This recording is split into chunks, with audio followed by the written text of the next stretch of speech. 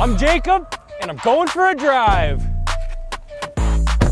Yuri's not here. He's off in California filming the Mazda CX-70, so I'm here doing the hard work, reviewing a V8 Lexus. And welcome to this unhinged Jacob review of the 2024 Lexus IS500.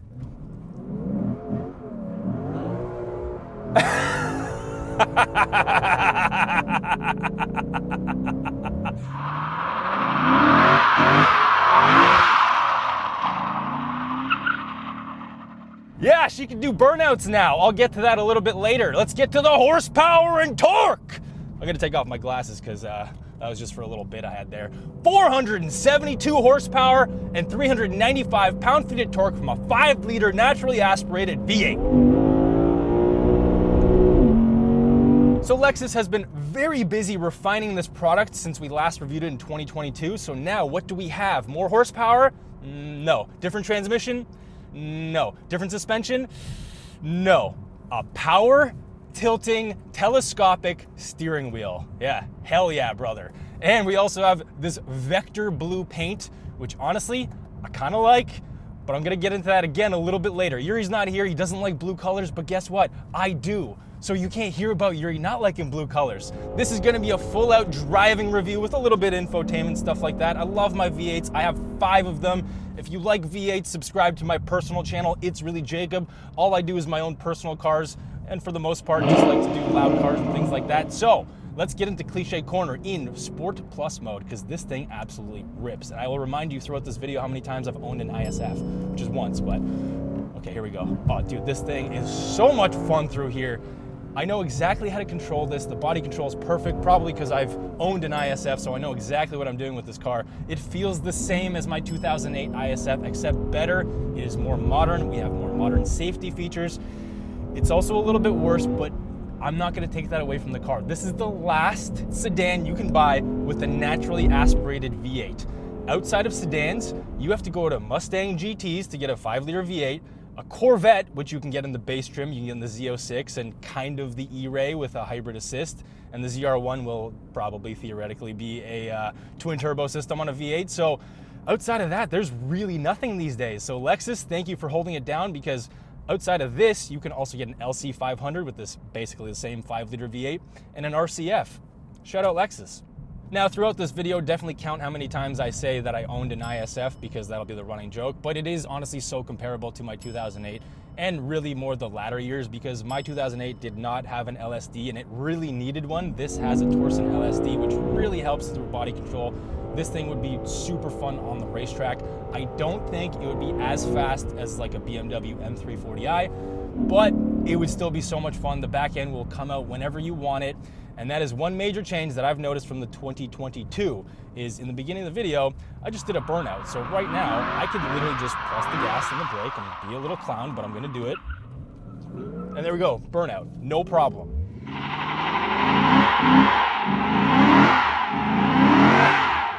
The last time that we drove the 2022, I had an error on the screen saying gas and brake pressed simultaneously, and it did not let me do that regardless of the mode that I was in. So I have traction fully off. Even if I just press traction 1 off, it still lets me do it. So I don't know if our review changed something or if we just had a pre-production model, but it works perfectly. This thing rips as many burnouts as you want, standing brake stands, whatever you want.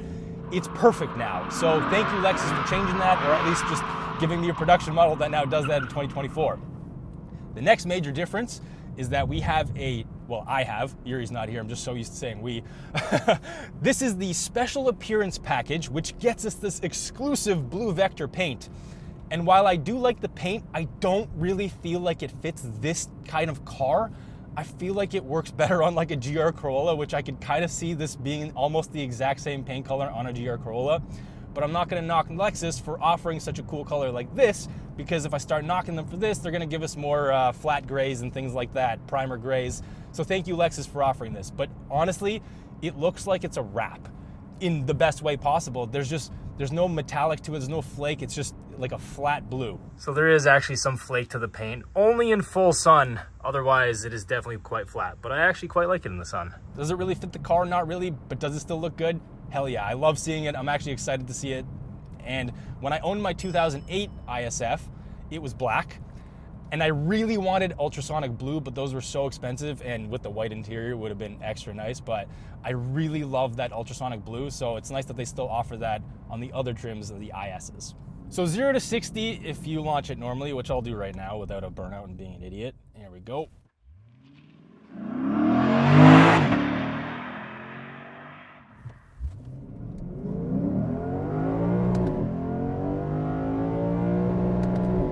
And you can bounce it off that limiter. It is so much fun to do. I know you're gonna hate me in the comments for constantly bouncing it off the limiter, but it just sounds so good that I just have to keep doing it.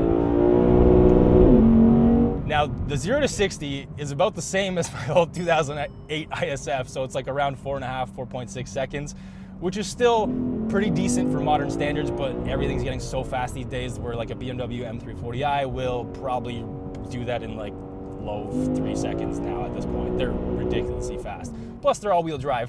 This is rear-wheel drive. It's gonna be a little bit slower, but that is not a knock against this. That's a bonus against this because I love rear-wheel drive. Now, again, to compare it to my 2008 Lexus ISF, the thing is, you get a new car that's basically just an old car, 16 years old to be exact, but with modern safety and all the good stuff that comes with it, like Apple CarPlay and Android Auto. All that stuff that you like and I like in modern cars, you get that, but in an old car that still feels old. I just love that this still exists. Thank you, Lexus, so much, because Lexus is changing. They're getting rid of their V8s. If you look at the LX or GX or all that kind of stuff, everything's getting these turbo hybrids and stuff, so they are slowly going away. So I hope they keep offering this for as long as possible. So let's talk about the sound of this 5-liter V8, but I'm not gonna start with the exhaust. I'm actually gonna start with the intake. There's a valve on the intake, it's an actuator. So at around 3,000 RPM, it opens up and is so much louder. Let's take a listen to the inside.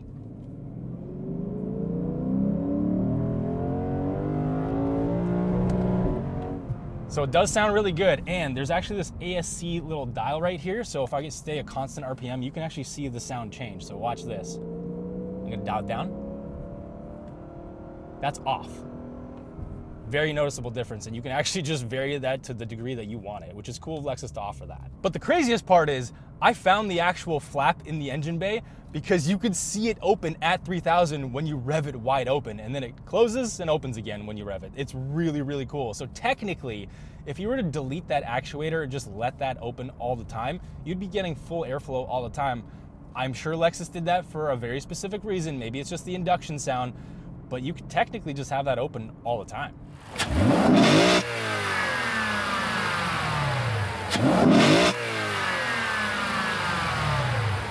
So now let's get to that exhaust. We've got quad tips out back. They are real, connected, which my 2008 ISF, the pioneer of that system, got criticized for because they're not connected to the bumper, and nothing's connected to the bumper anymore these days, but this one's connected directly to the mufflers. Now it sounds pretty good. Let's take a listen to the outside. So you can bang it off the limiter, it makes it sound really good, obviously, but you don't get much exhaust sound in here. It's mostly induction sound from the intake, which I'm very okay with, but when I straight piped or muffler deleted my 2008 Lexus ISF, it sounded incredible. It was perfect, it didn't even drone.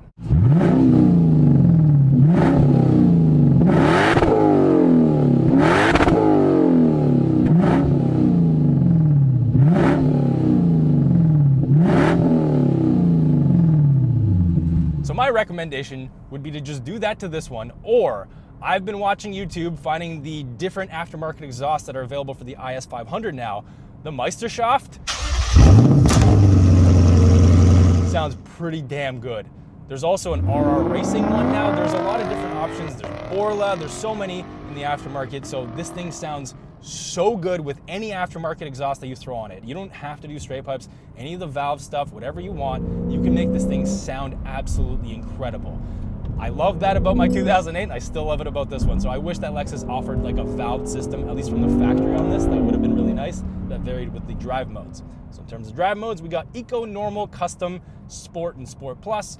You can daily this thing in Sport Plus and not even notice that you're driving a V8 Luxo barge because it's so comfortable. We do have adaptive suspension. It is variable. It changes between the drive modes, but it is so comfortable in all the modes. I have no real complaints about driving this every single day. Oh, and then you also have snow mode, which I forgot, which I did actually daily my 2008 Lexus ISF through the winter, and it was totally fine. Get yourself a set of proper winter tires, like a Continental Viking Contact 7, but right now there's a promotion for the Continental Extreme Contact Sport 02, so click the link in the top comment because that is the recommended tire for this vehicle. And I did actually buy my own set of Extreme Contact Sport for my 2008 Lexus ISF. I will have you know before Continental sponsored us.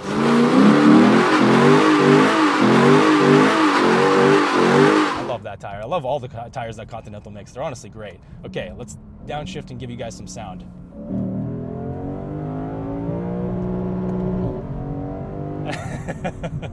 Man, and I love this tack as well. LFA inspired. It does move left and right if you press this little button over here.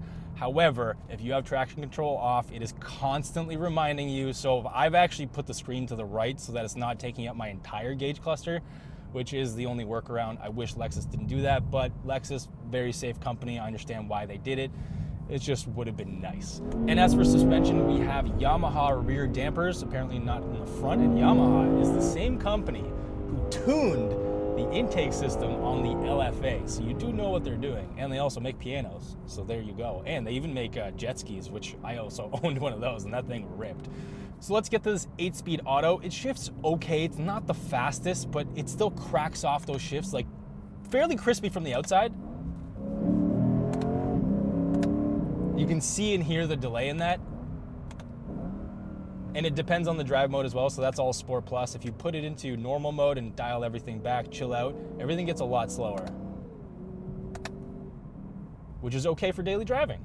And if this is your only vehicle like my 2008 ISF was, you'll be daily driving this year-round, so fuel economy, if you do care about that, I've been averaging around 12, 13 liters, which is very respectable considering the natural aspiration of this 5-liter V8. And my 2008 Lexus ISF also had very similar fuel economy. I remember getting around like 11 liters per 100 kilometers, which is pretty good. And taking this out of manual mode and just putting it into drive, it's actually bangs off the shifts pretty crispy. It's nice and smooth. Again, for daily driving, because that's what I did with my 2008 Lexus ISF. This is becoming a joke now. Definitely take as many shots in this video as I mentioned in my 2008 Lexus ISF, and then let me know how your vision is towards the end of this video.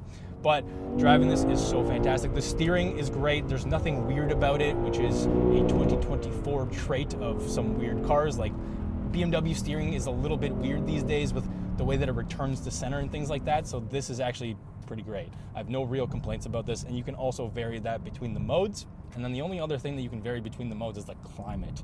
But I'm definitely just gonna leave that in normal because I'm a big boy that needs this air conditioning blasting at me. All right, we're gonna rip through Cliche Corner. Let's see how fast I can get into manual and into Sport Plus. Okay, here we go. Oh, am I in Sport? Yes, no, I missed it, Sport Plus. And let's see if we can get a little bit of oversteer here. Yes, you can, just a little bit. You can get a lot, but I'm not gonna do that today. So let's get to the looks of this vehicle because I think it looks perfect. It is such a great looking car. I have no real complaints with it. Compared to an IS350, the hood has a bulge to it and the front fenders have been lengthened. Yes, lengthened, not widened. And you can really see that on the Lexus website. If you click back and forth between the two models, you can see that it's not wider. It's just like a little bit longer to apparently make the V8 fit. However, I think it's like, they don't really need that to make it fit, but they need to make it more apparent that it has a V8. So it kind of lengthens the front end to make it look like it's a bigger, beefier car, which I'm very okay with. The wheels, exclusive to this trim as well. I really like them. They're forged BBS wheels. And then we don't have any crazy brakes because this is not a full-on F model. It's an F Sport or F Performance model, whatever it is. It's just not a full F, so it doesn't need the full track type package like an RCF would. But Lexus, I'd be okay with you guys also offering an ISF at this point, because I think people really miss that, and the GSF. And headlights and taillights, razor sharp, no complaints, everything looks fantastic. We got those quad tips out back. Looks-wise, I'm very okay with this. We also have a little bit of a lip spoiler out there. Again, they nailed the looks of this thing in this generation for sure. I'm excited to see what happens when this car gets updated. I really hope they keep the V8 because, let's be serious, we know that they're mostly going out, and the fact that sedans people aren't really buying anymore, so I'm very grateful for this IS still existing. And apparently the president of Toyota, the IS is the car that really made him fall in love with Lexus and the brand and the performance of cars. I believe. I think I'm correct on that. And that's also what helps make Toyotas and Lexuses a lot more fun these days, because they admitted that they had some boring cars for a while, and they said, no more boring cars. And they achieved that because all of their cars, their lineup is pretty sick these days. From Toyota to Lexus, they have a lot of performance vehicles. This week we were also supposed to be in a GR86, which we would have been driving, but Yuri's not here, reviewing that CX-70 instead, which will actually probably get us more views because it's it's an embargo car, which means it's a brand new vehicle that has to get posted at an embargo date, which people seem to like brand new cars these days. But this thing is a bit of a performance bargain. Yes, it still costs a lot of money, but compared to the last one we drove 2 years ago, which prices have shot up in the last several years, this isn't that much more. I will get to the price soon, not yet, I'm still not done yapping. I want to talk about these seats. Seats are very bolstered, very, very comfortable. However, on a longer drive, maybe an hour, hour and a half-ish, I did notice like a little bit of lower back fatigue. We do have adjustable lumbar, but it is only front and back. And for my particular spine at 6'1.5", it seems to be a little bit too much of a high spot that it's not too comfortable. So I've actually kind of turned it off, and I've just like dealt with the bolstering and the lowness of it, because I actually like the position of it, my head over the steering wheel and looking over the bulge of the hood. So that's all okay, but they're just not the most comfortable for the a longer drive if you have the, the bolsters on. Okay, so let's get to the rest of this interior. Actually, yeah, let's get started with it because I haven't really talked about it much other than the seats. Steering wheel is great. Like I said, we got all the buttons to control our center gauge cluster, which is lovely to see. I love just leaving it in Sport Plus because we have that white tack, and that is definitely my favorite mode. And the fact that it is mechanically moving back and forth, it just looks very impressive. Moving on to the infotainment, Apple CarPlay, Android Auto. It is thankfully controlled by this touchpad as well as touch screen. So best of both worlds, no complaints. We do have a 360 camera as well, backup camera, not the best resolution, but this is an older product, so I fully understand that. I'm okay with that. We got an analog clock up here, which I love my watches. Old school throwback to my old Seiko for the back in the day people that have subscribed for a long time. And if you haven't subscribed, subscribe right now. I'd appreciate it. I'm sure Yuri would too. Down here, we got our normal shifter, which again, these days is kind of strange, which is, I love it, thank you. It's not a rotary dial or anything like that. The only rotary dial we do have is for the drive modes as well as the volume and tuning knob. Yes, we have a volume and tuning knob, which are physical. And then we have climate control, which is controlled with a little bit of a slider over here. And then we have hard buttons for all of our climate. We have hard buttons for the radio controls, hard buttons for heated and cooled seats, as well as a heated steering wheel. This is such a good period in cars because now we know what's coming with all the touchscreen stuff. Although Toyota and Lexus have been resisting for the most part, the way that they implement their touchscreen controls with their climate on some of their newer vehicles with massive screens is pretty decent. But again, having these physical controls is nice because we know what's slowly going away. So this is an old school throwback in the best way possible. Ooh, I just noticed carbon fiber in that clock too. Damn, Lexus. We also have blue stitching up here, I believe is part of that package as well. And then we have blue stitching on these floor mats, which, you know, looks kind of cool, it's kind of fun. And then we do have cup holders, and they fully pass with my cup in either slot, so great job to that. And let's see if the visors pass. 3, 2, 1. Oh, fail. Not even an extension? Lexus, what the heck? Damn. All right, so there is some cost cutting here. Back seat room, not the best at 6'1.5". I think my head touches the roof, but other than that, it's kind of okay. But my 2008 Lexus ISF also had terrible space back there, so I think this has a little bit more. Trunk space, really good. It's a sedan after all. My bag fits there, no problem. And materials up here are all very nice. Soft touch, leather covered stuff for elbows. No real elbow fatigue on road trips or daily driving. We do have memory seats as well. And then we have this kind of brushed aluminum-ish that's, I think it's a plastic for sure, but it does look pretty impressive. And the paddle shifters are kind of matching that as well. So there's some things going on that are working together. No gloss black other than a little bit on the center stack over here, but you're not really gonna be touching that. So I'm kind of okay with that because the rest of this is matte, kind of dark matte, anthracite kind of gray material. And then what I've noticed is that it's actually really soft padding for your knees over here. So as a 6'1.5" person, I really appreciate that. And I'm not too cocooned in here. It doesn't feel claustrophobic. So I also love what they did with the overall interior design. So I think that's it with this Lexus. Although I do want to talk about the speed, because by today's modern standards, the number sounds impressive, but it doesn't rip as fast as I had hoped, which again, this is an older car, so I can't knock that. It's naturally aspirated. I'd rather have this than 2 turbos tacked on and more speed. Not a complaint, observation.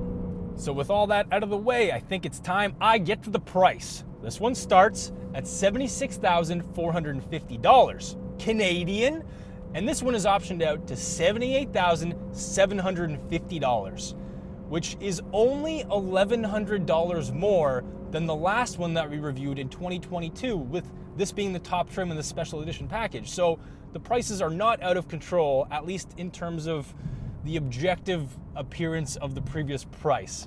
Yes, that is still a nearly 6-figure sum of money. I'm with you on that, but if you are shopping for one of these, go to tsp.truecar.com for discounted price offers.